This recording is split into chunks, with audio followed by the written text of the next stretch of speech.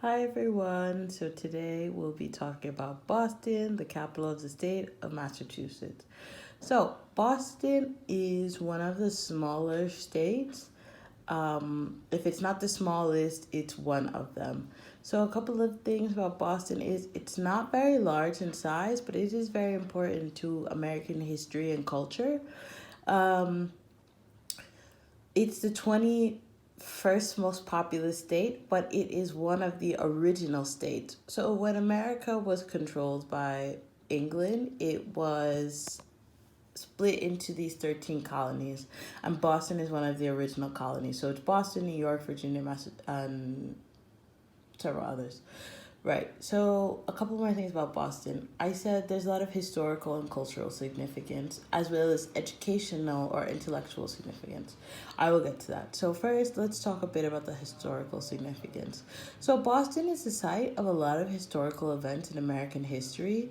To name a few, the Boston Tea Party, which was the British protesting against attacks.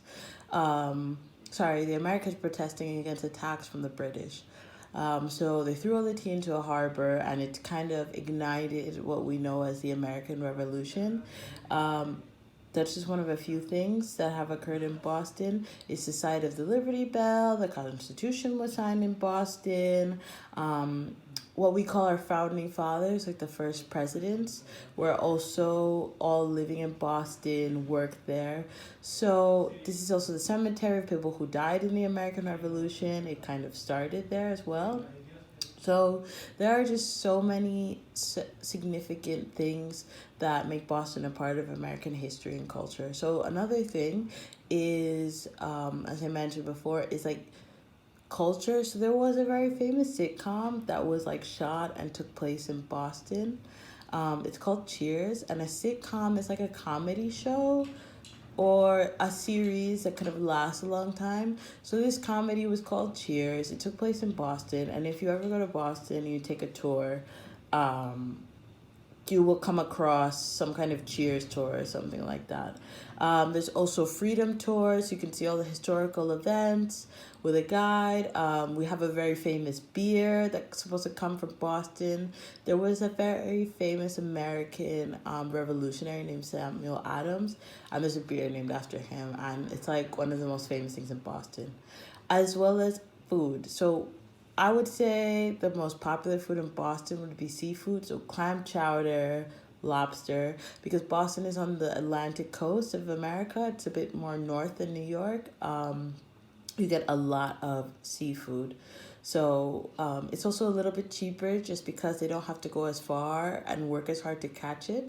So you have a lot of options there. Like lobster is, let's say, 30 euros versus where somewhere else would be, 80, 60. So it's like pretty reasonably priced because of its location. Um, Also, for me, I would say Boston is very European in architecture. When I went, I felt a lot like I was in England or something. And I think it's because it was one of the first places that were kind of established by the British colonists, so it was reflected to look like their home.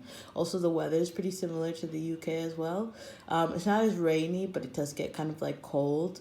Um, a couple more things. It has several of the top universities in the world. So like MIT, Harvard, Yale is very close by. Like all of the top universities, some of the the best universities in the world are located within Boston or the Boston area. You have Boston University, which is also a very excellent school, law schools.